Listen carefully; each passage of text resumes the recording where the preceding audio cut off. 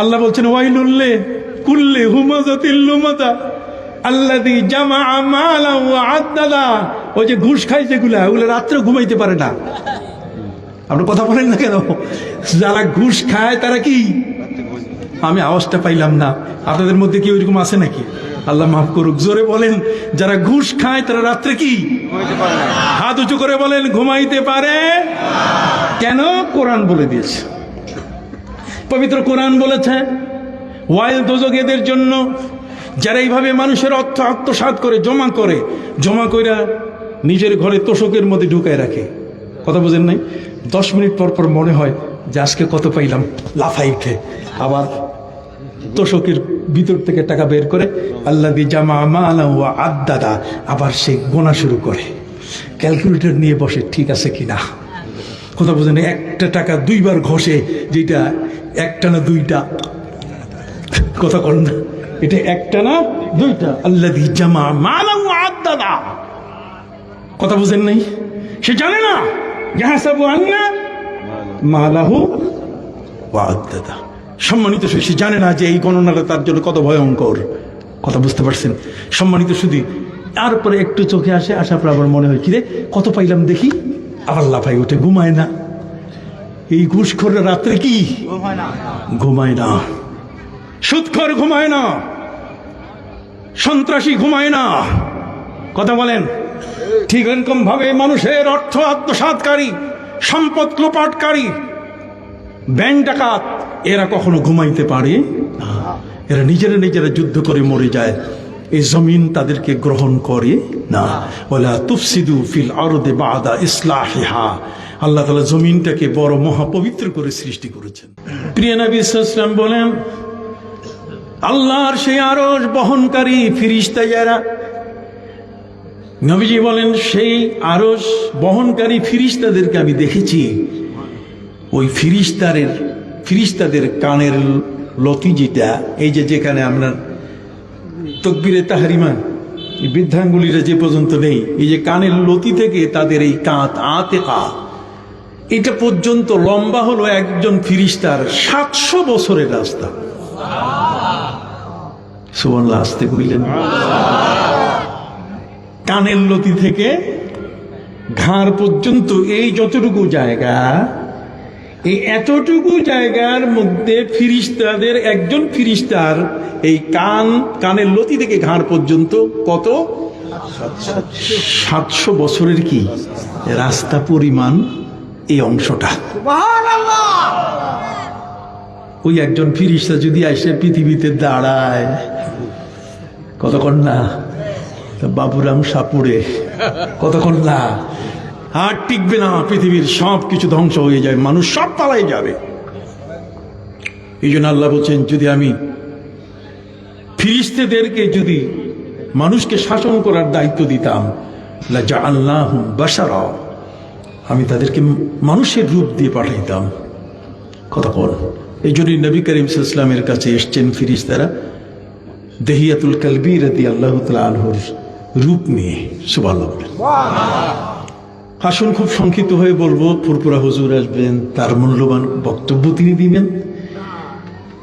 কোরআনের জ্ঞান অর্জন করতে গিয়ে, কোরআনটাকে নিতে গিয়ে, কোরআনটাকে ধারণ করতে গিয়ে আল্লাহ পাক রব্বুল আলামিন নবীজিকে আর নিজের ঘরে রাখলেন না। বারবার এদেশের কামিল মাদ্রাসা, গোয়ালগ্রাম কামিল মাদ্রাসার মতো একটি মাদ্রাসায়, সেখানে কামিল ক্লাসে যে বুখারী শরীফ পড়া হয়, সেই বুখারী শরীফের যে 3য় যে হাদিসখানা, কথা বুঝতে পারছেন? সেখানেও কিন্তু বলা আছে যে সুম্মা হুব্বিবা ইলাইহিল খালা। নবী করিম সাল্লাল্লাহু আলাইহি ওয়াসাল্লামকে আল্লাহ তাআলা নির্জন একটি জায়গায় যাবার জন্য তারা মানসিকতা তৈরি করে দিলেন, তার ভিতরে প্রিয়তা সৃষ্টি করলেন। নবীজি এখন একা একা থাকতে ভালোবাসা শুরু করলেন। লোকালয়ে মানুষের মধ্যে তিনি থাকবেন, এই মন এখন বসে না।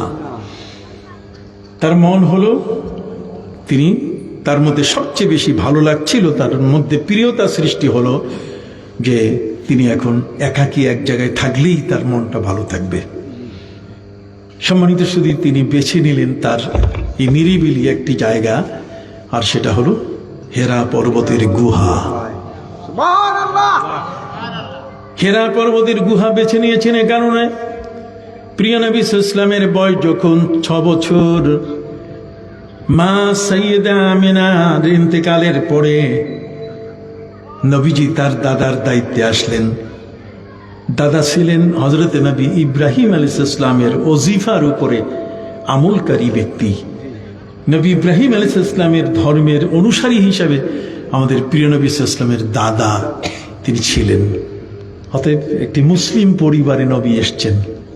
সুবহানাল্লাহ বলুন। নবী এসছেন একটা কি মুসলিম পরিবারে। তো মুসলিম পরিবারে আসলে নিয়ন্ত্রণ নবী ইব্রাহিম আলাইহিস সালামের শরীয়তের যদি থাকে, তাহলে সেকালে সেই পরিবারটা এই 40 বছর বয়স পর্যন্ত আমার নবীকে নিয়ে যে কলঙ্কিত কথাটা বলা হলো, তাতে নবীর জীবন তো অনিয়ন্ত্রিত ছিল না। কথা বুঝতে পারছেন? এই জীবনটা তো একটা নিয়মের মধ্যে কি ছিল। যে দাদা কি করতেন, দাদা তিনি কাবা ঘরে ইতিকাফ করতেন, 360টি মূর্তির পূজা। আর ঠিক তার বিপরীত দাদা তিনি কাবা ঘরে কি করতেন, ইতিকাফ করতেন। একদিকে মূর্তির পূজা চলে, আর একদিকে দাদার সেজদা দিয়ে কাবা ঘর আলোকিত হয়ে যায়। সুবহানাল্লাহ। সুধী মণ্ডলী, দাদা খাজা আব্দুল মুত্তালিব কখনো কখনো আল্লাহর সাথে নিবিড় সম্পর্ক সৃষ্টি করার জন্য, গভীরতম সম্পর্ক সৃষ্টি করার জন্য তিনি কাবা ঘর থেকে 3 মাইল দূরে, 5 কিলোমিটার দূরে হেরা পর্বতে তিনি যেতেন। হেরা পর্বতের এই গুহাটি দাদা বেছে নিয়েছিলেন। নবী করিম সাল্লাল্লাহু আলাইহি ওয়াসাল্লাম মায়ের কোলে 6 বছর, এরপর দাদার দায়িত্বে যখন আসলেন, তখন দাদা মনে করলেন এই নাতিকে আমি কোথায় রেখে যাব। কাজে নবীজিকে দাদার সাথে তিনি ওই হেরা পর্বতে নিয়ে যেতেন, তার সেই ওজিফার জায়গায়, তার আমলের জায়গায়। সম্মানিত সুধী, দাদার সাথে নবী করিম সাল্লাল্লাহু আলাইহি ওয়াসাল্লামের এই হেরা পর্বতের পরিচয়ে আসলো। তিনি চিনলেন যে এটা হেরা পর্বত।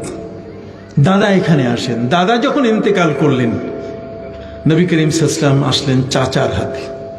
এক পর্যায়ে নবী করিম সাল্লাল্লাহু আলাইহি ওয়াসাল্লামের উপরে যখন এই ভাব তৈরি হলো, সুম্মা হুব্বিবা ইলাইহিল খালা, তার অন্তরের মধ্যে একাকী একটি নীরব জায়গায় থাকা যখন বেশি পছন্দের হলো, তখন নবী করিম সাল্লাল্লাহু আলাইহি ওয়াসাল্লাম বেছে নিলেন যে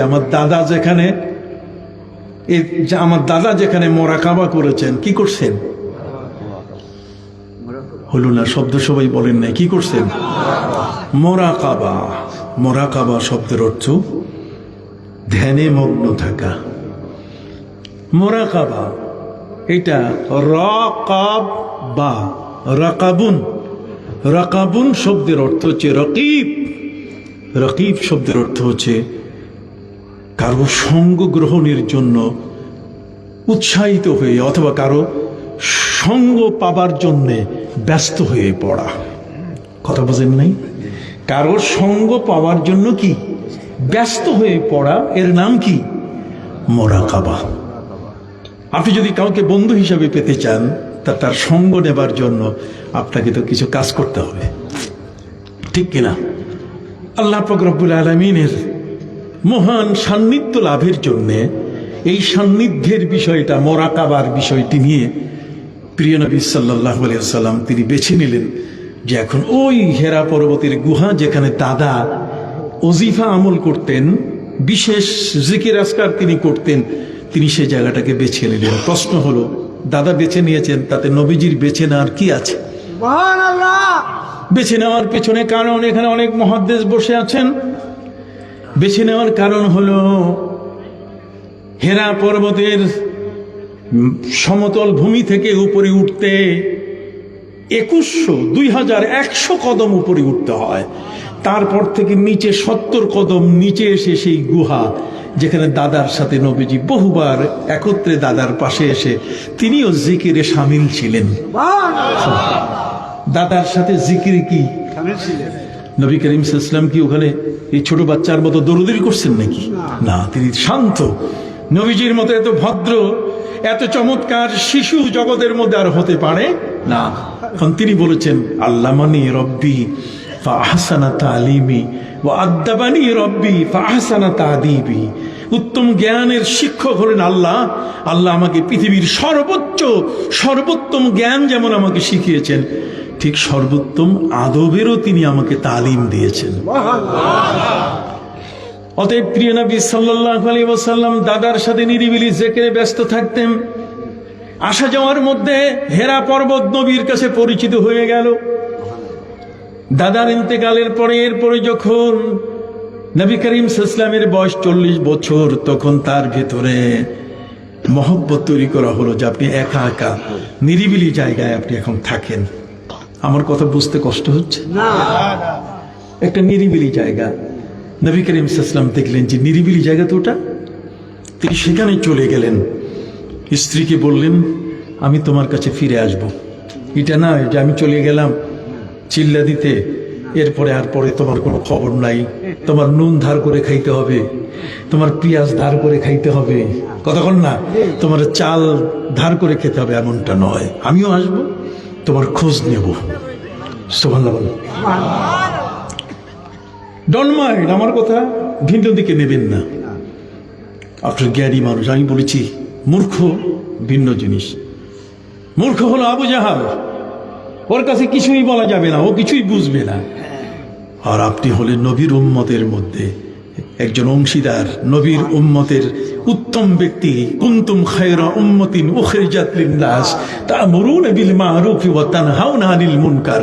আপনি উম্মতের সেরা একজন মানুষ। সুবহানাল্লাহ। নবীজির উম্মত হওয়া মানে পৃথিবীর কি একজন সেরা মানুষ। কাজে আপনাকে ছোট করে বলার কোনো সুযোগ কারো নাই। মানুষ হিসেবে আপনার সম্মান আছে, কিন্তু নবীর উম্মত হিসাবে সবার উপরে আপনার কি সম্মান। ইহুদি বলেন, খ্রিস্টান বলেন, বৌদ্ধ বলেন, যে কোনো ব্যক্তি হোক না কেন, সবার উপরে সম্মান কার বড়? যারা কালেমা পড়েছে। ওয়া কালিমাতুল্লাহি হিয়াল উলিয়া, কালেমা সবার উপরে। বড্ড করে বলেন সুবহানাল্লাহ। নবী করিম সাল্লাল্লাহু আলাইহি ওয়াসাল্লাম সেই হেরা পর্বতের গুহা বেছে নিলেন কেন? এ কারণেই বেছে নিয়েছেন যে হেরা পর্বতের যে গুহাটাতে তার দাদা বসতেন, তিনি যেখানে বসা শুরু করলেন, সেখান থেকে কাবা ঘর দেখা যায়। কাবা ঘর হলো শরিয়ত, আর হেরা হলো কি মারিফত। কথা বলেন, কাবা হলো কি শরিয়ত, সেখানে হবে তোয়াফ, সেখানে হবে ইতিকাফ, সেখানে হবে আল্লাহর নামে দোয়া দরুদ, সবকিছু সেখানে সজোরে একজন মানুষ সেখানে আল্লাহর ইবাদত করবেন, রুকু সিজদা সব হবে। আর হেরা পর্বতটা হলো কি মারিফত। কথা বুঝতে পারছেন? এই মারিফত আর শরীয়ত, এই দুটোই কিন্তু আমরা বিচারে কোনোদিন আনি না। এগুলো আলেমদের কাজ। এই ধরনের বড় বড় আলেম যারা, তারা জানেন, তারা বুঝেন যে এই হেরা পর্বতের গুহায় কি ঘটেছিল। হেরা পর্বতের গুহার মধ্যে কি হয়েছিল? হেরা পর্বতের গুহার মধ্যে আমার নবীজি সেখানে নিজে ভাত পাকাইয়া খাইতে যান নাই, কতক্ষণ না, বরং তার ধ্যান, তার চিন্তার মধ্যে যেন কোনো ফাটল সৃষ্টি না হয়। এই জন্য আম্মাজান খাদিজাতুল কুবরা রাদিয়াল্লাহু তাআলা, তিনি এই পাহাড়ি এলাকায়, অসমান রাস্তা, কোনো পথ নাই, কিছু নাই, কিন্তু স্বামীর খাবার জন্য তিনি খাবার নিয়ে আসতেন এখানে।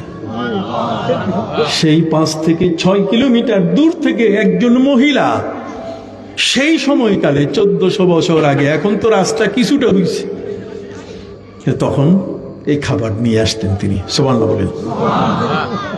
প্রিয় নবী সাল্লাল্লাহু আলাইহি ওয়াসাল্লাম আবার স্ত্রীর খোঁজ নেওয়ার জন্য তিনি যেতেন। একাধারে তিনি সব সময় থাকতেন না, একসাথে হয়তো 40 দিন অথবা 20 দিন অথবা 7 দিন, এই সময়কালটি তিনি অপেক্ষা করে করে সেখানে বিশেষ ধ্যানে ছিলেন। তিনি এই গুহার মধ্যে কি করতেন? গুহার মধ্যে তিনি কাবার সাথে একটা কানেকশন, কাবার সাথে একটা নেট, একটা সম্পর্ক তৈরি তিনি করতেন। আর এই গুহার মধ্যে নবী করিম সাল্লাল্লাহু আলাইহি ওয়াসাল্লাম যে কাজটি করতেন সেটা হলো তাহান্নুস। নাম কি? এটি সবাই বলেন, তাহান্নুস। আত-তাআব্বুদ। তাহান্নুস শব্দের অর্থ হচ্ছে মোরাকাবা, বিশেষ ইবাদতে আত্মনিয়োগ করা। এমন ভাবে তিনি আল্লাহর ধ্যানে ব্যস্ত হয়েছিলেন এই তাহান্নুস ওই শুরুটাই নবী করিম সাল্লাল্লাহু আলাইহি ওয়াসাল্লামের এমন হয়ে গেল যে আল্লাহর পক্ষ থেকে তার অন্তরের মধ্যে এক আলোক ছোটা এসে এমনভাবে বিকিরিত হয়ে গেল, এমন একটা আলোর কিরণ তার সিনার মধ্যে পড়া শুরু করলো যে নবী করিম সাল্লাল্লাহু আলাইহি ওয়াসাল্লাম তখন তার এই ধ্যানের মধ্যে তিনি বুঝতে পারছেন যে আলিম বলতে গেলে, মহাজ্ঞানী বলতে গেলে বিশ্বজগতের একজন মহান স্রষ্টা। সুবহানাল্লাহ বলেন। তিনি আলিম, তিনি বাসির। সুবহানাল্লাহ বলেন। যদি কোনো ব্যক্তি মোরাকাবার স্তরে মোরাকাবা করতে গিয়ে যদি বিশেষ ধ্যানে যদি থাকে, তাহলে তাকে ধ্যান করতে হবে যে আল্লাহ আমাকে দেখতেছেন। আল্লাহ আমাকে কি কর্মচারী যদি মনে করে মালিক দেখতেছে, তাহলে কর্মচারী আর কাজে ফাঁকি দিবে না। প্রিয় নবী সাল্লাল্লাহু আলাইহি ওয়াসাল্লামকে জিবরিল আমিন তিনি প্রশ্ন করেছিলেন, ইয়া রাসূলুল্লাহ মাল ইহসান, হে রাসূল ইহসান কি জিনিস? আল্লাহর নবী সাল্লাল্লাহু আলাইহি ওয়াসাল্লাম বললেন, আনতা আবুদাল্লাহা কাআন্নাকা তারা ফাইন লাম তাকুন তারাহু ফাইন্নাহু ইয়ারাক। তুমি আল্লাহর ইবাদত করবে এমন ভাবে যে যেন তুমি আল্লাহকে দেখতেছো। আর যদি তোমার কোনো কারণে আল্লাহকে দেখতে না পাও, তাহলে তুমি মনে করবে যে আল্লাহ তোমাকে কি দেখতেছেন। সুবহানাল্লাহ বলে। এই যে বিষয়গুলো, এগুলো জ্ঞানের বিষয়, এগুলো নিজে নিজে বানাইয়া তৈরি করা যায় না। সম্মানিত সুধী, প্রিয় নবী সাল্লাল্লাহু আলাইহি ওয়াসাল্লাম সেই বিশেষ ইবাদতে আত্মনিয়োগ করলেন। এই আত্মনিয়োগ করা অবস্থায় তার ভিতরে আল্লাহর এক মহা ধ্যানের জগৎ খুলে গেল। প্রিয় নবী সাল্লাল্লাহু আলাইহি ওয়াসাল্লাম বিশেষ ইবাদতে তিনি বেশ কয়েক রাত আত্মনিয়োগ তিনি করলেন। এই আত্মনিয়োগ করার পরে তারপরে সেই হেরা পর্বতের গুহায় জিবরিল আমিন হাজির হয়ে গেলেন।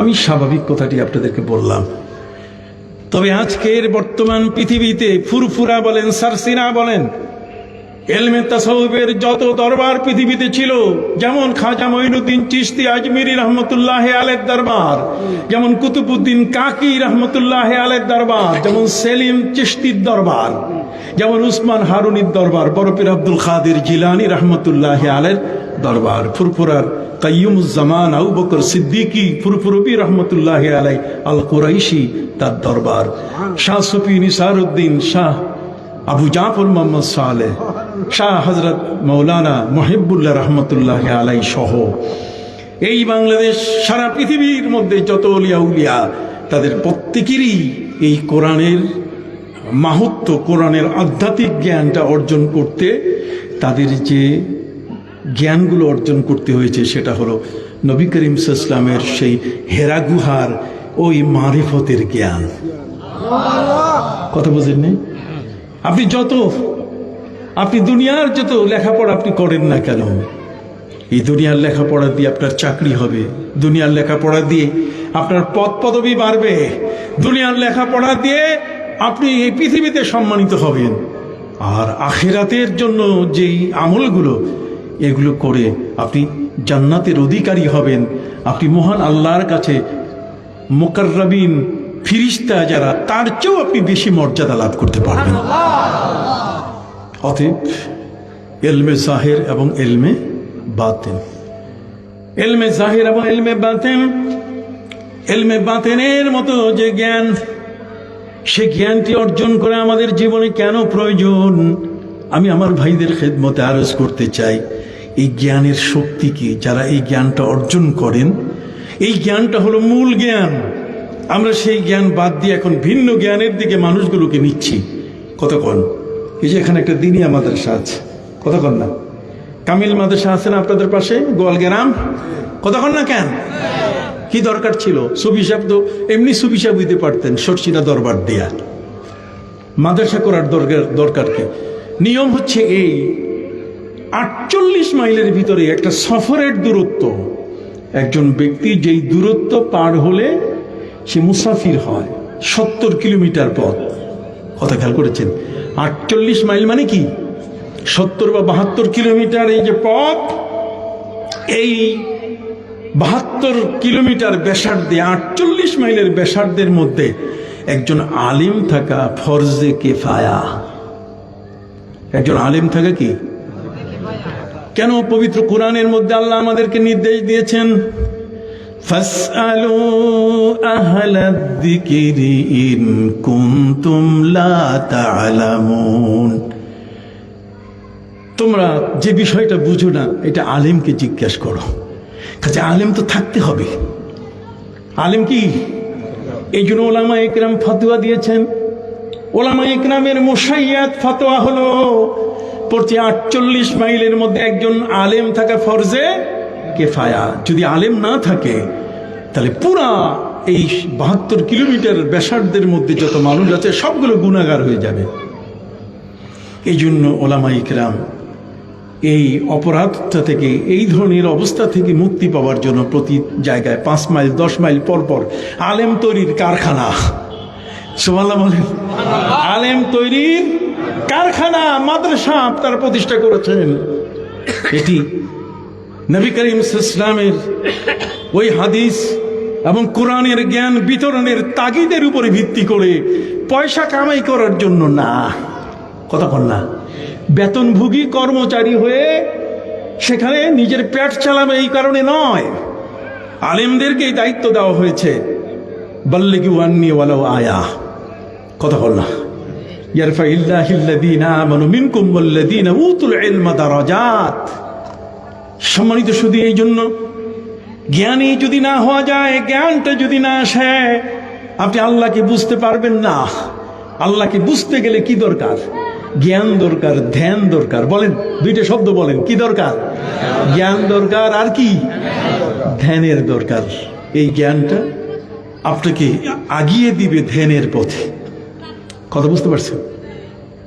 আল্লাহকে, আপনি আল্লাহকে যদি না চিনেন, আল্লাহ বলছেন আমি সাক্ষ্য দিচ্ছি, শাহিদাল্লাহু আন্নাহু লা ইলাহা ইল্লাহু ওয়াল মালাইকাতু ওয়া উলুল ইলমি কাইমান বিল কিসত লা ইলাহা ইল্লা হুয়াল আজিজুল হাকীম। সুবহানাল্লাহ বলেন। আল্লাহ সাক্ষ্য দিচ্ছেন আমি ছাড়া আর কেউ নেই। বলেন, আমি ছাড়া আর কেউ। এখন আপনি কেমনি বুঝবেন যে আমি ছাড়া কেউ নাই? এই যে সেদিন ধাক্কাটা উনি দিলেন 21শে নভেম্বর শুক্রবার জুমার দিনে, ধাক্কাটা দিয়েছেন এমন ধাক্কা, ওই ধাক্কায় সব হাক্কা বাক্কা। কথা, ফাদুক্কাতিল আরদো দাক্কা, ফাদুক্কাতিল আরদো ধাক্কা। জমিনটা এমন ভাবে নাড়া দিলেন সব গোলা হতচক হয়ে গেছে যে কি হইতেছে, কি হইবে। ঢাকা বিশ্ববিদ্যালয়ের ছুটি, 15 দিনের ছুটি, পালাও। কথা বলেন, বিভিন্ন শিক্ষা প্রতিষ্ঠান, ঢাকা শহরের মানুষগুলোকে বলা হচ্ছে 3 দিনের জন্য হলেও পালান। 1982 সালে 5ই মে শুক্রবার, সেদিন নাকি কিয়ামত হবে। সেদিন নাকি কি কিয়ামত হবে। আমি একটি মসজিদের খতিব, তো এর আগে মানুষগুলো সব ঢাকা ছেড়ে গ্রামে চলে গেছে। কিয়ামত হয়ে যাবে। কিয়ামত হয়ে গেলে তো দেশে গিয়ে বাঁচা যাবে, কারণ ওটা ছোট ছোট ঘর, কতক্ষণ চৌচালা ঘর, দোচালা ঘর, না হলে মাঠে ময়দানে দৌড়িয়ে বাঁচা যাবে। সব পালাই গেছে। কিয়ামত, কিয়ামত হলে বাঁচা যাবে? আল্লাহ কি বলছেন? ফালা ইয়াস্তাতিউনা তাওসিয়াতাম ওয়ালা ইলা আহলিহিম ইয়ারজিউন। আপনি ওই সন্তানদের জন্য ওসিয়তনামা, উপদেশনামা লিখে দিয়ে যাবেন? আপনি বাড়িতে এসে বলবেন যে তোমরা ভালো থাকো, আমি গেলাম। আপনি যে জায়গায় স্ট্যান্ড বাই দাঁড়ানো, ইন্না জালজালাতাস সাআতি শাইউন আযীম ইয়াওমা তারাউনাহা কুল্লু মুরদিআতিন আম্মা আরদাআত ওয়া তাদাউ কুল্লু যাতি হামলিন হামলাহা ওয়া তারান নাসা সুকারা ওয়া মা হুম বিসুকারা। কথা বল না, আমার আল্লাহ বলছেন ওয়া মা হুম বিসুকারা। খবরদার, সেদিন মাতাল হয়ে যাবে মানুষগুলো। দুগ্ধপায়ী শিশু মায়ের বুকের দুধ ছেড়ে দেবে, গর্ভস্থ শিশু খসে পড়ে যাবে, মানুষগুলো মাতাল হয়ে যাবে। কি ভয়ানক দুর্যোগ হবে। কতক্ষণ পালাইয়া কি বাঁচা যাবে? তাহলে আল্লাহ মহাশক্তিধর তিনি কি করছেন? এই যে পৃথিবীটা তৈরি করলেন কিভাবে? পৃথিবীটা আমরা ঝগড়া করি, আল্লাহ আরশে, আর রহমান আলাল আরশি ইস্তাওয়া, আল্লাহ আরশের উপর আছে। একদল বলছে যে আল্লাহ আরশে আছে, যা পারো করো। উনি চুপ করে ওনার জগৎ উনি চালাইতেছেন, তোমার দিকে অত নজর নাই। নাউজুবিল্লাহ। কথা বলেন আল্লাহ কোথায়? এই বিশাল একটা প্রশ্ন। আল্লাহ সর্বশক্তিমান কিনা প্রশ্ন উঠে গেছে। কথা বুঝেন নাই? ইন্নাল্লাহ আলা কুল্লি শাইইন কাদির। আমি আমার ভাইদের খেদমতে আরজ করতে চাই, আল্লাহ কোথায়?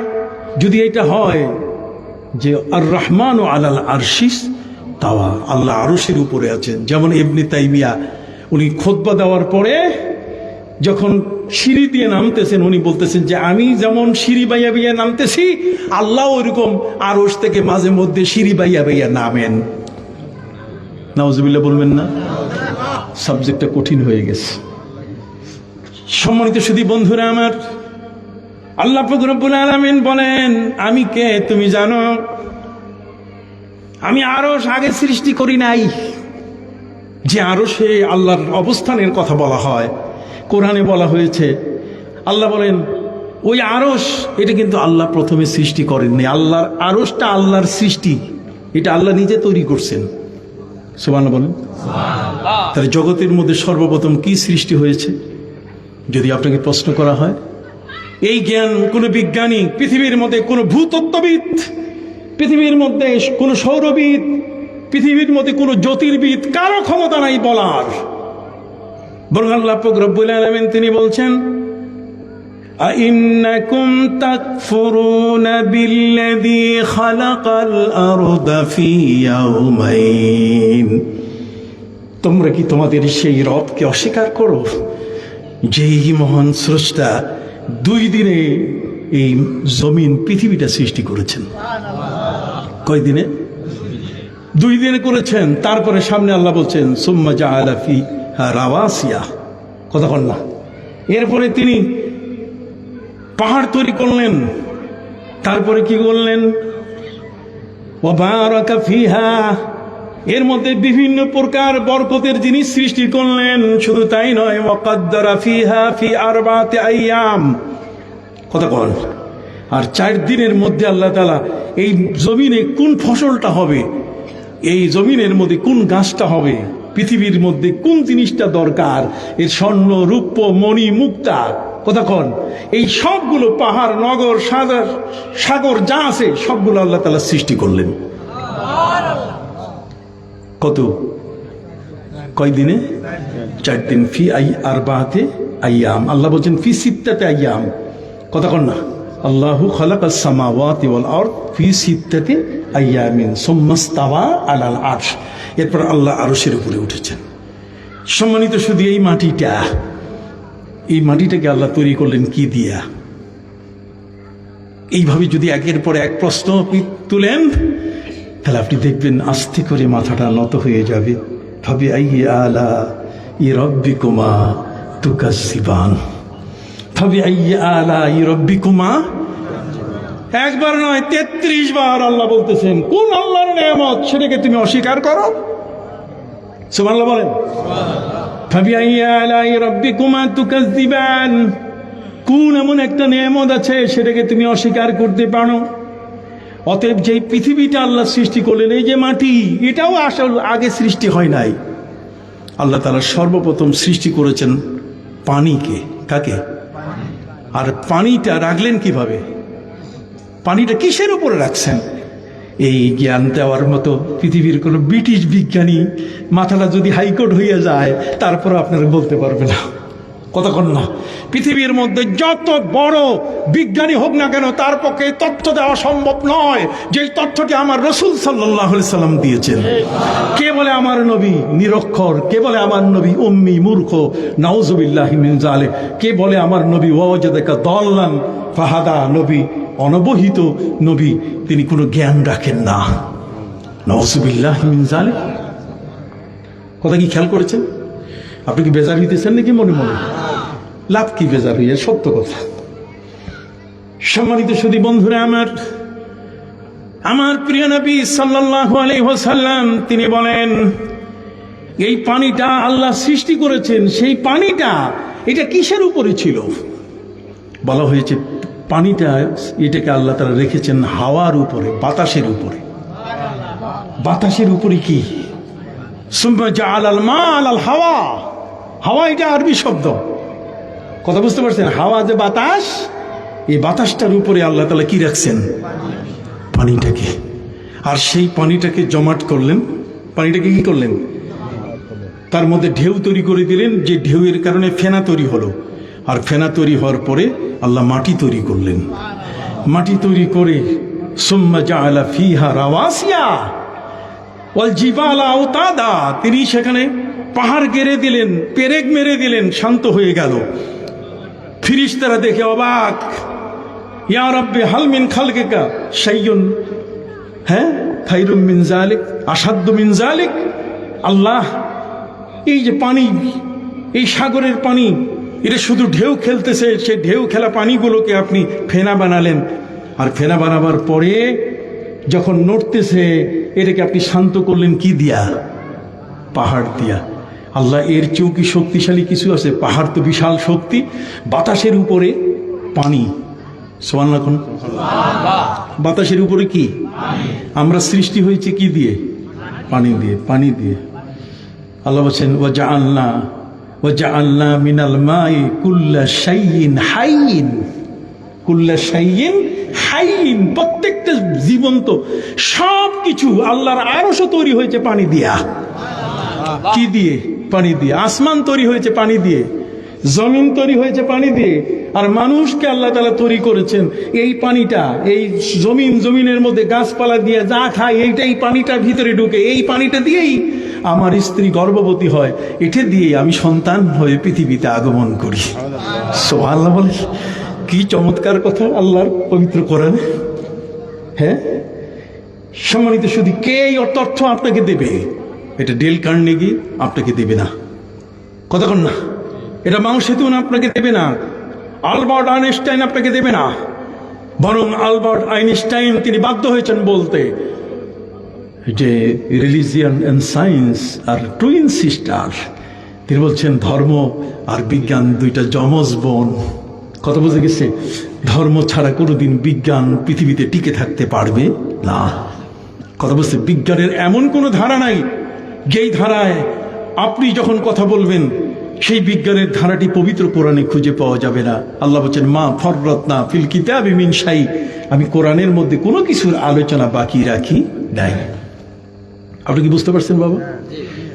সম্মানিত সুধী বন্ধুরা আমার, এই জগতের মধ্যে বাতাসের উপরে কি? সবাই বলতেছেন না, বাতাসের উপরে কি?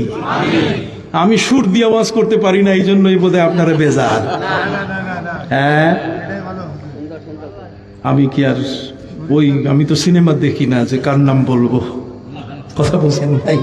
আমার তো সেই সিনেমা দেখা অভ্যাস নাই, কাজে রসারও কথা বলা আমার পক্ষে সম্ভব নয়।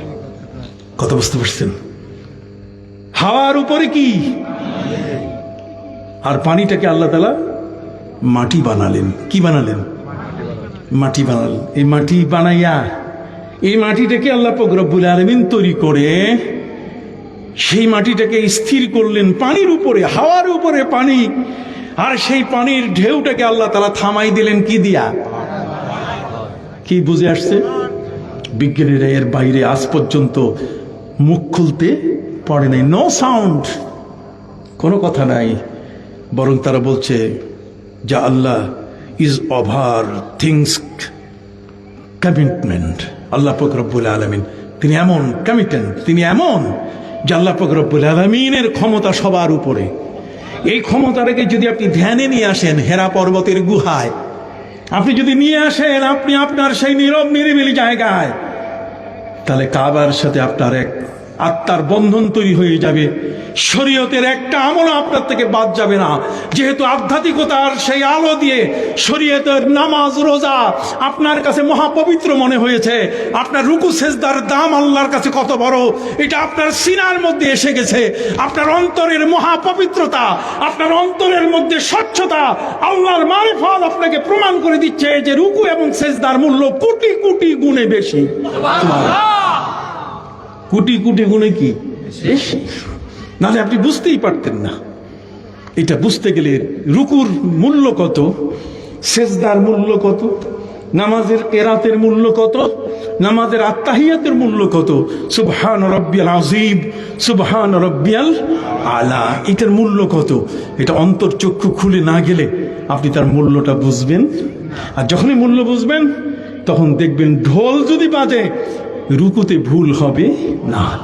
কথা বল, যদি নর্তকী নাচে আর উলুধ্বনি দেয় সেজদায় আপনার কোন রকম তসবিতে ভুল হবে না। আপনি কি বুঝতে পারছেন? তাহলে সেই দেয়ালটা তৈরি করতে গেলে আধ্যাত্মিকতার চাদর, একটা বিশাল দেয়াল আপনাকে তৈরি করতে হবে। ওই দেয়ালটা তৈরি করে দেন এই সমস্ত অলিয়া উলিয়া পীর মাশায়েখ, সুবহানাল্লাহ বলেন, আল্লাহর ওলিরা সেই দেয়ালটা তৈরি করে দেন যাতে করে আপনার কানে উলুধ্বনি আসলেও মনে হবে নাথিং। কি হবে? নাথিং বুঝেন? কিছুই না। ঠিক আছে, যে যেদিকেই আপনাকে আহ্বান করুক মনে হবে নাথিং, ও কিছু না। সে যত বড় বিদ্বান হোক না কেন, যদি আমাকে ডাক দেয় তার সেই বাণী আমার কাছে কি মনে হবে? নাথিং, এটা কিছু না। যেহেতু আল্লাহর মহাজ্ঞানের ভান্ডার আমার সিনার মধ্যে প্রবেশ করেছে, আমার সিনাটি এখন আল্লাহর কোরআন দিয়ে দগদগ করছে এবং প্রতিটি মুহূর্তে সেই জ্ঞানের আলো দিয়ে আমার গোটা শরীরের মধ্যে স্পন্দন তৈরি হচ্ছে। আমার প্রতিটি পশমে পশমে, প্রতিটি পরতে পরতে আল্লাহর ধ্যান, আল্লাহর ভালোবাসা প্রকাশিত হচ্ছে। তখন আর আমাকে কারো কাছে বিক্রি করার কোনো সুযোগ নাই। আমাকে আর কোনো জায়গায়, কোনো অপবিত্র জায়গায়, কোনো হারাম জায়গায়, কোনো শিরকের জায়গায় নেওয়ার মতো ক্ষমতা কারো নাই। যেহেতু আমার মধ্যে আল্লাহর সেই প্রবল বিশ্বাসটা আমাকে নির্ভরশীল করে ফেলেছে আল্লাহর প্রতি, আর কারো প্রতি আমাকে নির্ভরশীল করে নাই। দুনিয়া ছেড়ে দেব কিন্তু আল্লাহকে ছাড়বো না। জোরে বলেন, দুনিয়া ছাড়বো কিন্তু আল্লাহকে কখনো কি ছাড়বো না। আল্লাহু আকবার বলেন। তিনি মহান। কেন এই তাকবীর? আল্লাহু আকবার, তিনি যে সর্বমহান, এই তাকবীর কেন সর্বোচ্চ? এটা এর পেছনে কারণ হলো এই যে আপনাকে বুঝতে হবে। সম্মানিত সুধী বন্ধুরা আমার, যে কারণে ফিরিস্তারা আল্লাহর এই সৃষ্টি নগদ এইমাত্র ঢেউয়ের ফেনাগুলো একত্রিত করে মাটি তৈরি হলো, আর মাটি হওয়ার পর এরপরে সেটা থেমে গেল। ফিরিস্তারা অবাক হয়ে গেছে, এটা তো থামার কথা না। হাওয়ার উপরে পানি আর পানির মধ্যে ঢেউ, তরঙ্গ। এই তরঙ্গটা এটা থেমে গেল কি করে? পাহাড়ের এত বড় শক্তি। ফিরিস্তারা জিজ্ঞেস করলেন, ইয়া রব, হাল মিন খালকিকা শাইউন আশাদ্দু মিন যালিক, এটা কি এর চেয়েও শক্তিশালী কিছু আছে? আল্লাহ বলছেন আছে, আমি খালি পাওয়ার দেখাচ্ছি তোমাদেরকে, পাওয়ার, সুপ্রিম পাওয়ার এখনো দেখাই নাই। কথা বল না, সুপ্রিম পাওয়ার। সুপ্রিম পাওয়ার কি? ইজা আরাদা শাইআন আন ইয়াকুলা লাহু কুন ফায়াকুন, হও, হয়ে যায়। সুবহানাল্লাহ বলেন, হও, হয়ে যায়। সেই সুপ্রিম পাওয়ারটা আর একটু পরে। সম্মানিত সুধী বন্ধুরা আমার, একজন ফিরিস্তা নয়, লক্ষ ফিরিস্তা আল্লাহকে জিজ্ঞাসা করছে যে আল্লাহ, কেমনে পানিটা, মাটি থেমে গেল? এর চেয়ে শক্তিশালী কি? পাহাড়ের চেয়ে শক্তিশালী আছে? আল্লাহ বলছেন আছে, আর সেটা হলো আল হাদিদ, লোহা। লোহা দিয়ে পাথর ভাঙা যায়।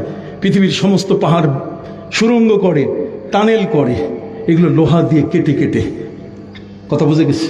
ফিরিস্তারা জিজ্ঞেস করলেন, ইয়া রব, হাল মিন খালকিকা শাইউন আশাদ্দু মিন যালিক, লোহার চেয়েও কি শক্তিশালী আছে? আল্লাহ বলেন, হ্যাঁ আছে তো, সেটা হলো আগুন। যত বড় শক্তিশালী লোহা হোক না কেন, আন্নার, আগুন যদি আগুনে ফেলে দেওয়া হয় তাহলে শেষ। ওই লোহার আর শক্তি, পাওয়ার শেষ। ফিরিস্তারা জিজ্ঞাসা করলেন, ইয়া রব, হাল মিন খালকিকা শাইউন আশাদ্দু মিন যালিক, এর উপরেও শক্তিশালী আছে কি? আল্লাহ বলেন আছে, সেটা হলো আলমা, পানি। দেখেন তো, এই যে নির্বাপন, আগুন ধরলে পানি মারে, ফায়ার ব্রিগেড এসে আপনার পানি দিয়ে সেটাকে নেভাচ্ছে। এই বিজ্ঞান তো ইসলাম দিয়েছে, কোরআন দিয়েছে। কোরআনের জ্ঞান দিয়েই তো আমরা আজকে চলি, কিন্তু ওরা স্বীকার করে না। কথা বল না, ওরা কি স্বীকার করে না? এই জন্য এই স্বীকার করাবার জন্যই আপনাকে, আপনার সন্তানটাকে এই ধরনের আলেম, মৌলানা আব্দুল কাইয়ুম সাহেবের মতো আলেম, এই ধরনের বড় বড় আলেম তৈরি করার জন্য এই দ্বীনিয়া মাদ্রাসা প্রতিষ্ঠিত হয়েছে। এই জন্য এই প্রতিষ্ঠানগুলো হয়েছে, যাতে করে এর চোখটা যেন কোনোদিন অন্ধকারে এটা যেন নিমজ্জিত না হয়, এই জন্য মদিনার পথে আলোর পথে যেন থাকে। কথা কি বুঝতে পারছে? এই জন্য সম্মানিত সুদী, ফিরিস্তারা জিজ্ঞেস করলেন, ইয়া রব, হাল মিন খালকিকা শাইউন আসাদ্দু মিন যালিক, পানির চেয়েও কি শক্তিশালী আছে? আল্লাহ বলেন, আছে তো, আমার সৃষ্টি আছে। কয় কি? কয় সেটা হলো আর রিহ, বাতাস। যতই দক্ষিণা দিকে বাতাস, দক্ষিণা বাতাস হোক না কেন, তরঙ্গমালায় পুরা ঢেউয়ে সেই নদী কেঁপে উঠে। কি বলেন, ঠিক না? মাঝিমাল্লারা ভয় পায়, যারা পারাপার হবে সেই যাত্রীরা পর্যন্ত শঙ্কিত হয়ে যায়, তারা আর নৌকায় উঠতে চায় না, স্পিড বোটে উঠতে চায় না। এই তো পাশের, এই যে পাশের পদ্মা নদী, কি বলেন, ঠিক কিনা? সেখানে তো বহু কাণ্ড ঘটে গেছে, বহু লঞ্চ নিমজ্জিত হয়েছে। কথা কি বুঝতে পারছেন? ফিরিস্তারা জিজ্ঞাসা করে বলেন যে পৃথিবীর মধ্যে এই পাহাড়ের চেয়ে শক্তিশালী লোহা, লোহার পাওয়ার বেশি, লোহার চেয়ে বেশি পাওয়ার হলো আগুনের, আগুনের চেয়ে বেশি শক্তি হলো কার মধ্যে? পানি। আর পানির চেয়ে বেশি শক্তি কার? বাতাস।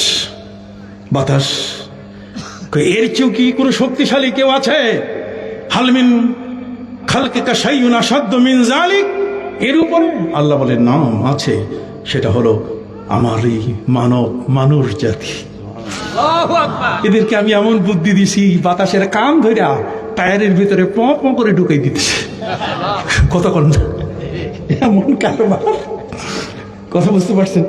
টায়ারের মধ্যে ঢুকাই দিতেছে, সাইকেলের টায়ারে, অটোর টাওয়ারে, কথা বুঝেন নাই, বাসের টাওয়ারে, হ্যাঁ, প্রাইভেট কার বলেন আর হাইয়েস্ট বলেন, সবগুলোর ভিতরে প প করে ঢুকাই দিতেছে।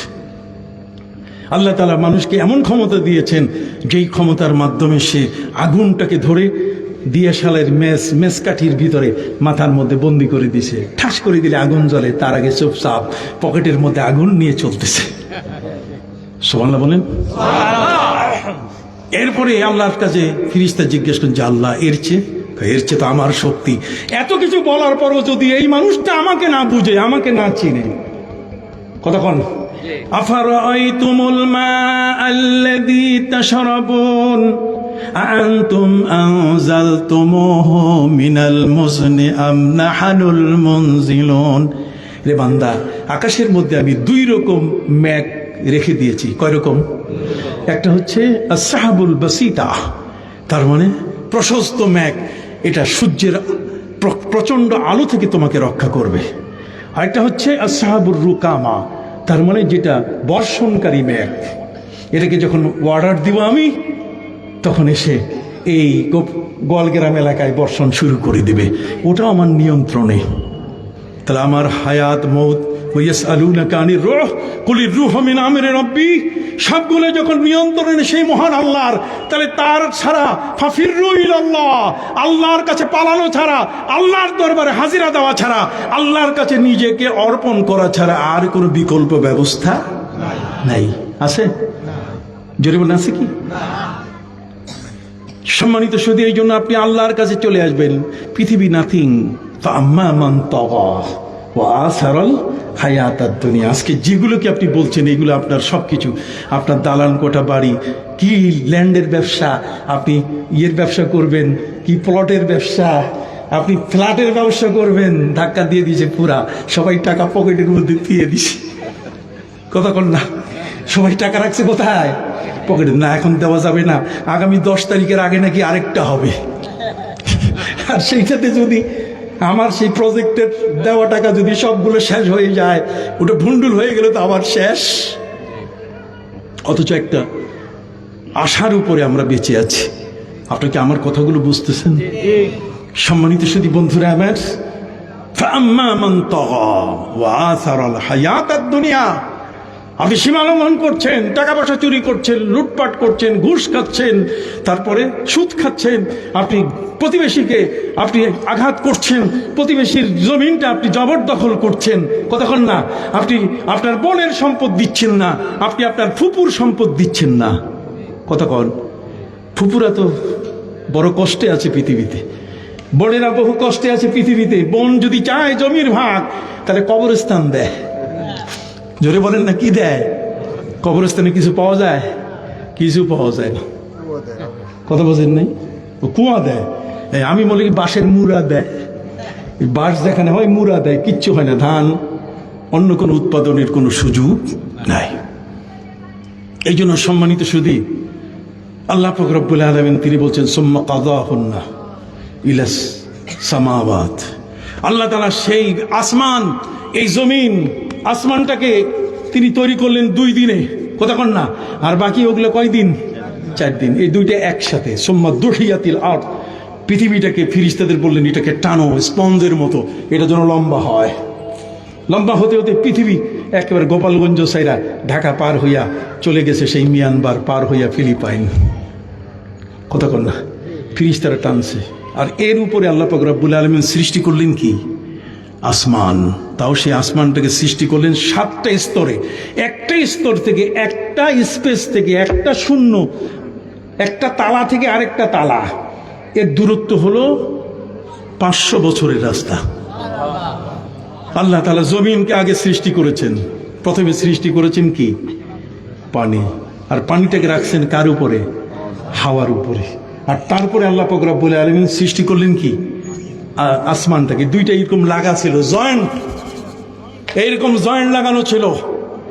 পৃথিবীর বিজ্ঞানীরা এখন স্বীকার করেছে জয়েন্ট। আল্লাহ বলছেন আলাম ইয়ারাল্লাযীনা কাফারু আন্নাস সামাওয়াতি ওয়াল আরদা কানাতা রাতকা ফাফাতাকনাহুমা। আল্লাহ বলছেন এই কাফেররা কি দেখে না? ওই বিজ্ঞানী বেদিনগুলো কি দেখে না?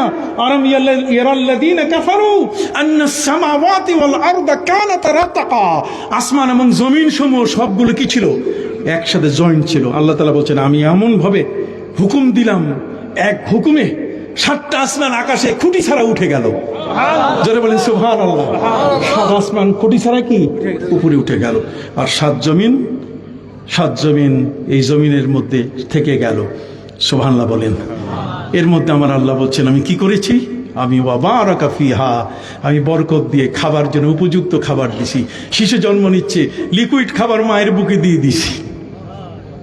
বুড়া হয়ে গেছে, গোশত হাড্ডি খাইতে পারে না, আমি তার জন্য গাভীর দুধের ব্যবস্থা করেছি। আমি তার জন্য অটোমেটিক জেলির ব্যবস্থা করেছি। আর জেলি হলো সাগর কলা, চাম্পা কলা, জেলি দেখছেন এমন ভাবে টেস্ট ওর মধ্যে দেওয়া আছে। কলা খাইয়া কোনোদিন কইছেন নাকি যে নুন বেশি হয়েছে? কথা বল না। কলা খাইয়া কোনোদিন কইছেন যে তিতা লাগতেছে? এটা অটো জেলি। আল্লাহ তাআলা যার দাঁত নাই তার জন্য আল্লাহ তাআলা ব্যবস্থা করছেন সবাইকে। আল খালকু আয়ালুল্লাহ। অতএব পৃথিবীর মধ্যে আল্লাহর এই পরিচয়টুকু জানার জন্যই যে মহাগ্রন্থ আল কোরআন জ্ঞান বিজ্ঞানে পরিপূর্ণ, সেটা কি আমার প্রিয় নবী সাল্লাল্লাহু আলাইহি ওয়াসাল্লামের সেই রসুলের কাছে দেয়া হলো।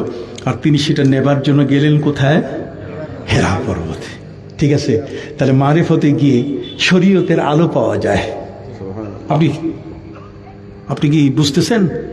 কথাটা কি মনে থাকবে? মারিফতে গিয়ে কি পাওয়া যায়? শরীয়ত পাওয়া যায়। শরীয়ত আনতে হয় মারিফতের ভিতর থেকে।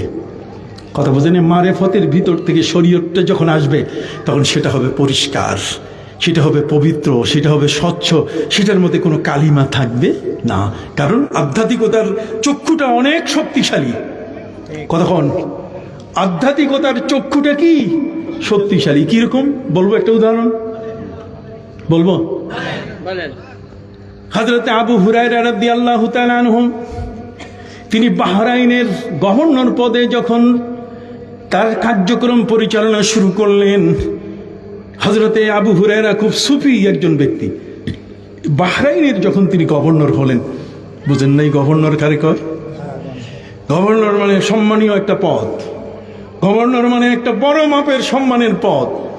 আর ওই যুগের গভর্নর মানে দেশের পরিচালক।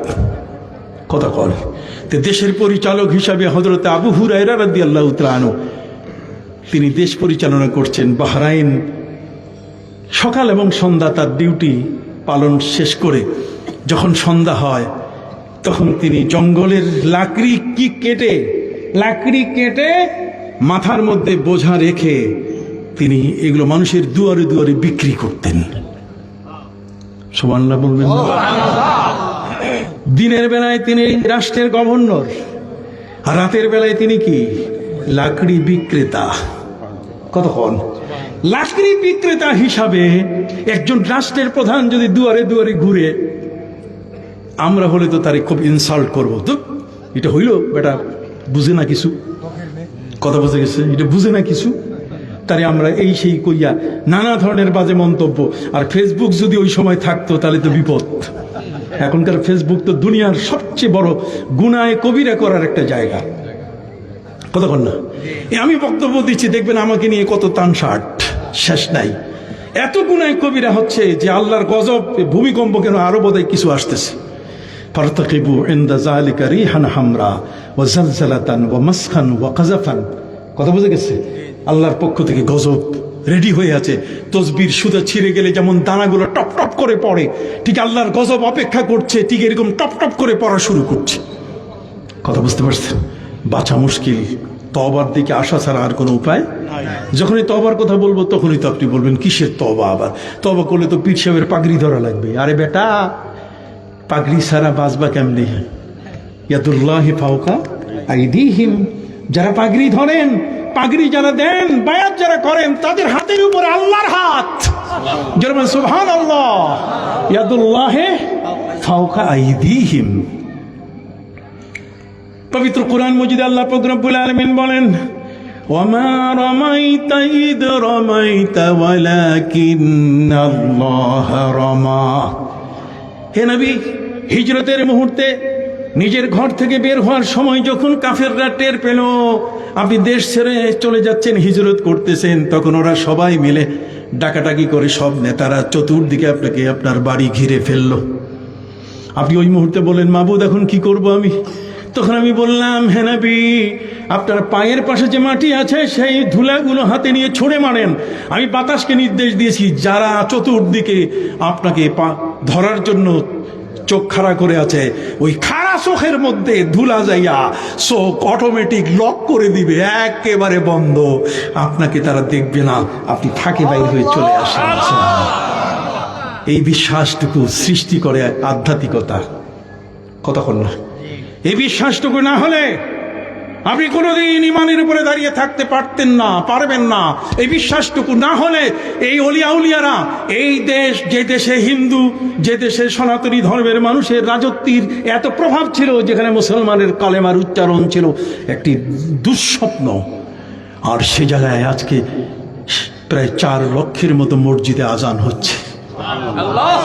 সুবহানাল্লাহ বলেন। আধ্যাত্মিক বিশাল রুহের শক্তি নিয়ে তারা এসছেন। তাদের দেহ যতটুকু কাজ করেছে তাদের চেয়ে কয়েক কোটি গুণে পাওয়ারফুল হয়ে তাদের রুহ কাজ করেছে। তাদের রুহানি শক্তি তাদের ঈমানকে এত বড় বলিয়ান করে ফেলেছে যে তারা এই সমস্ত কাউকে কখনো পরোয়া করেন নাই। মাঝি মাল্লা বন্ধ করে দিয়েছে, পারাপার পথ বন্ধ, আর সেখানে জায়নামাজ দিয়ে তারা পার হয়েছেন। সুবহানাল্লাহ বলেন। পার হয়েছেন কি না? তারা পার হয়েছে। সম্মানিত সুধী বন্ধুরা, আমার বিনয়ের সাথে আপনাদের কাছে বলতে চাই, জগতের মধ্যে আল্লাহ পাক রব্বুল আলামিন আমাদের জন্য তার দরবারে পৌঁছার সব দুয়ার তিনি খুলে রেখেছেন। কতক্ষণ? আপনি যদি আল্লাহর কাছে যেতে চান তাহলে সেই আল্লাহর পথটুকু পাইতে আপনার বাধা নাই। ইহদিনাস সিরাতাল মুস্তাকিমে প্রতিদিন প্রতি রাকাতে আপনাকে আল্লাহ বলে দিচ্ছে, উলাইকা মা আনআমাল্লাহু আলাইহিম মিনান নাবিয়্যিনা ওয়াস সিদ্দিকিনা ওয়াশ শুহাদা'i ওয়াস সালিহিন ওয়া হাসুনা উলাইকা রাফিকা। কিন্তু আপনি শক্তিটা চাবেন কার কাছে? আল্লাহর কাছে। জোরে বলুন, কার কাছে? আবার জোরে বলেন, কার কাছে? আল্লাহর কাছে। সে আল্লাহর কাছে শক্তিটা চাইলে এই পৃথিবীর কোনো মহাশক্তি আর আপনার পাশে এসে দাঁড়াবার মোকাবেলা করার কোনো সুযোগ নাই। খেয়াল করছেন কথাটা? এই জন্য আমি বিনয়ের সাথে আপনাদের কাছে বলতে চাই, ইলমে মারিফাত অর্থাৎ আধ্যাত্মিক শক্তিটা হলো অনেক বড় একটা শক্তি। আর সেই শক্তিটার আলোকে ইমাম হযরত আবু হুরায়রা রাদিয়াল্লাহু তাআলা আনহু দিনের বেলায় তিনি করছেন গভর্নরি, দিনের বেলায় তিনি গভর্নর, আর রাতের বেলায় লাকড়ি বিক্রেতা। মাথার মধ্যে লাকড়ির বোঝা নিয়ে, কি বলে আপনার দেশে, লাকড়ি না খড়ি? লাকড়ি খড়ি এক। আমিও তো বাংলাদেশের মানুষ, কথা বুঝেননি? সারা দেশে ঘুরি, সারা দেশের ভাষা কম বেশি আমার জানা আছে। অতএব সেই লাকড়ির বোঝা মাথায় নিয়ে তিনি ঘুরে ঘুরে বিক্রি করতেন। কত বড় একজন গভর্নরের জন্য এই কাজটা কত নিম্নের। হযরত আবু হুরায়রা রাদিয়াল্লাহু তাআলাকে প্রশ্ন করা হলো, দিনের বেলায় আপনি দেশের গভর্নর, রাষ্ট্রের পরিচালক, রাতের বেলায় আপনি মাথায় লাকড়ির বোঝা নিয়ে কেন ঘুরেন, কেন বিক্রি করেন? উনি বলছে যে দিনের বেলায় আমি যে চেয়ারটাতে বসি, এই চেয়ারে বসার পরে যেই মানুষগুলোর সাথে যেভাবে আচার আচরণ করতে হয় এক, আরেকটা হলো চেয়ারে বসছি মানে কি হামচুনি মান্দিগর্নিস, আমি ছাড়া আর কে আছে, আমি যা বলবো তাই হবে। কতক্ষণ না মনের মধ্যে আমার কিবির অহংকার আসতে পারে, কতক্ষণ না মনের মধ্যে এই ধরনের একটি খারাপ চিন্তা এটা তৈরি হয়, ওইটাকে শায়েস্তা করি আমি সন্ধ্যার সময়।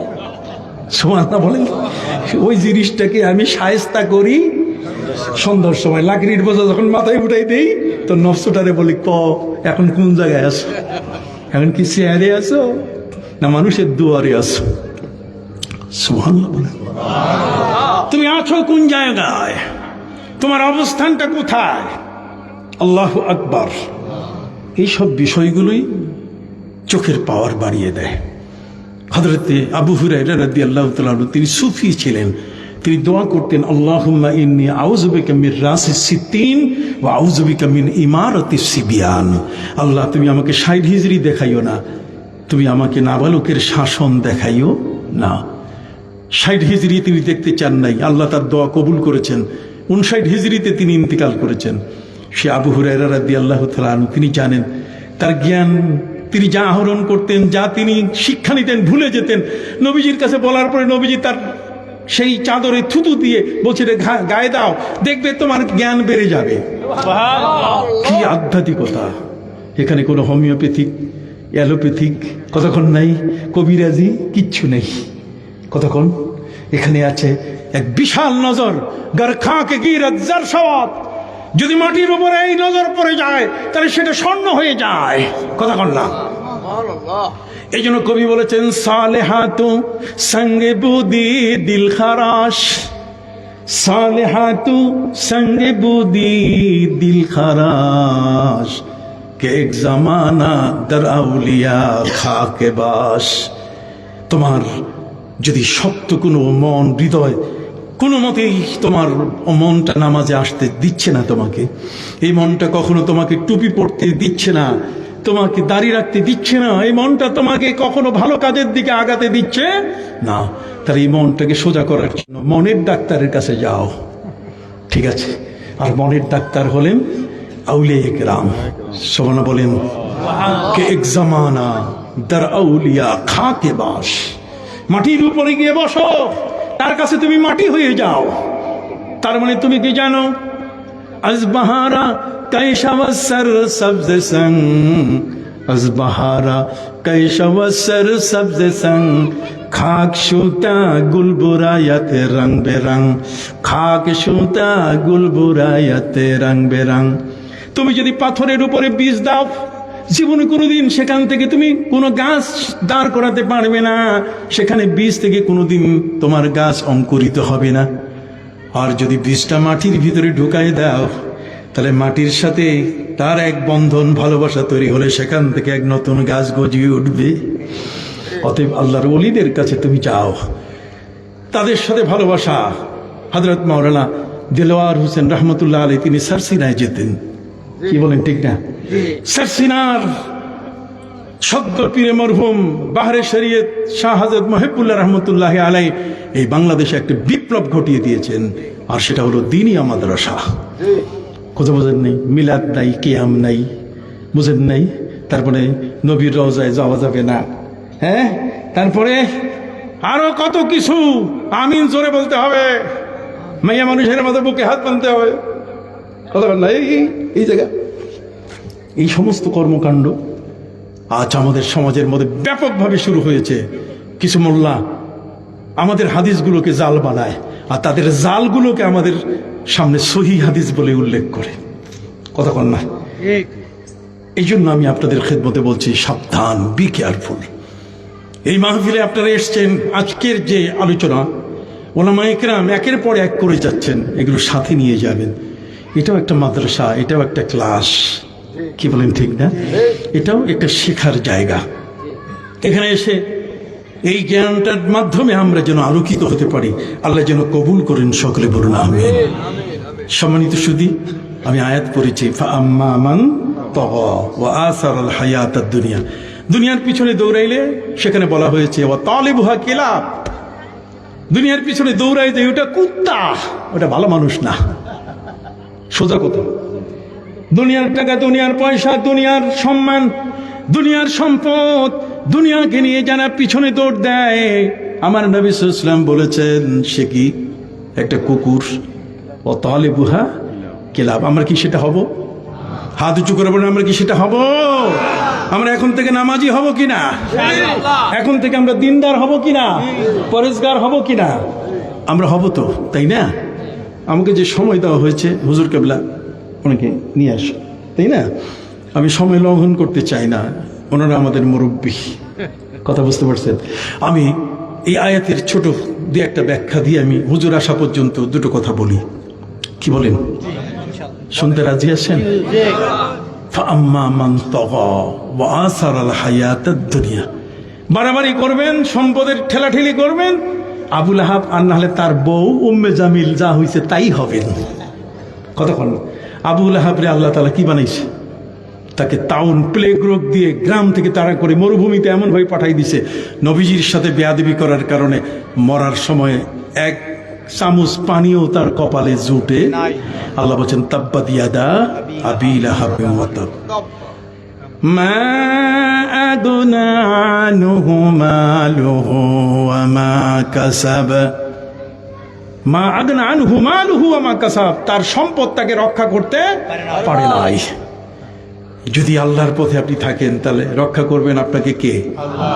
আবার বলেন রক্ষা করবেন কে? আল্লাহ। কতভাবে আমার নবীর উপরে ইহুদিরা দেয়ালের পাশ থেকে পাথর দিয়ে নবীকে মারার চেষ্টা করেছে, মারতে পারে নাই।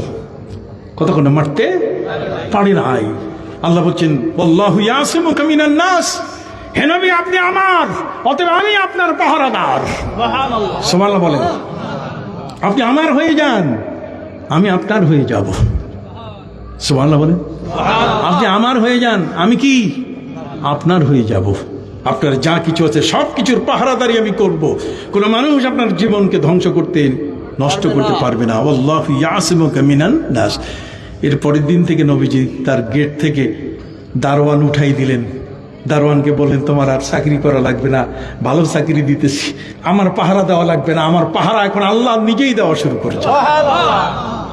তাহলে সেই বান্দার এই তবকা, প্রিয় নবী সাল্লাল্লাহু আলাইহি সাল্লাম তার উম্মতের জন্য এই সুন্দর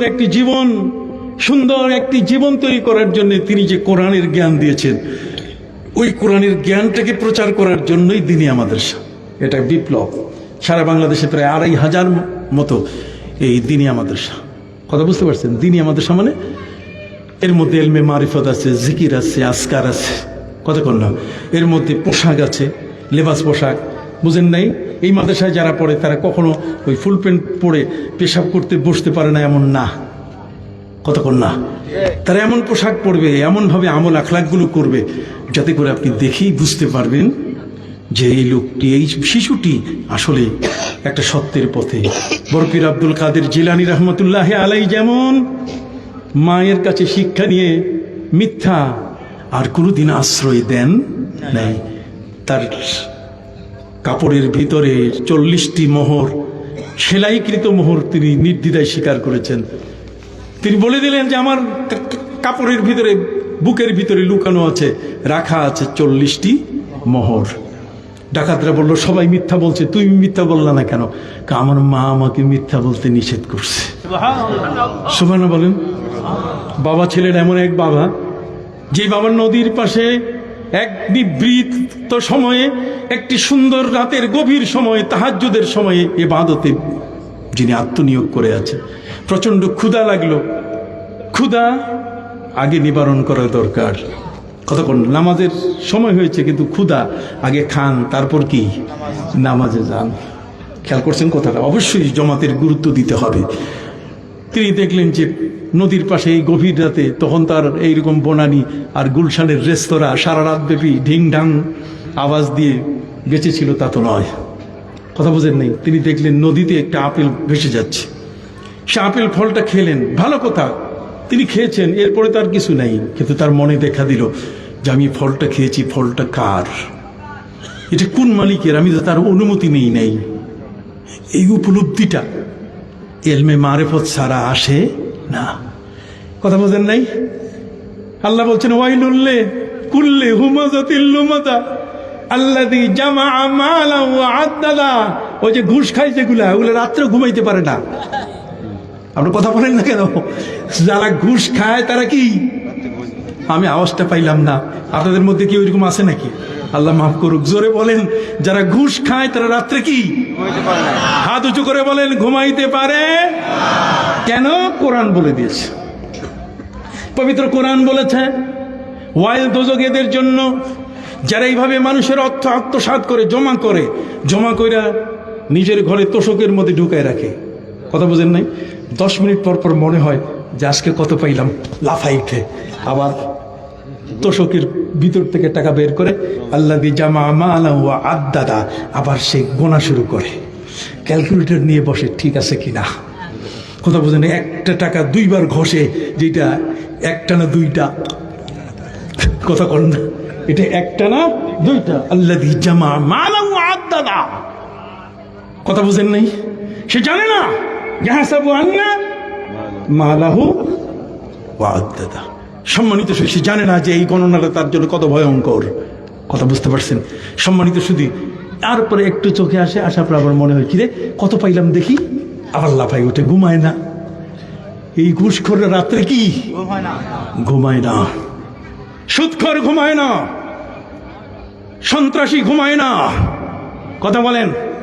ঠিক এরকম ভাবে মানুষের অর্থ আত্মসাৎকারী, সম্পদ লোপাটকারী, ব্যাংক ডাকাত, এরা কখনো ঘুমাইতে পারে না।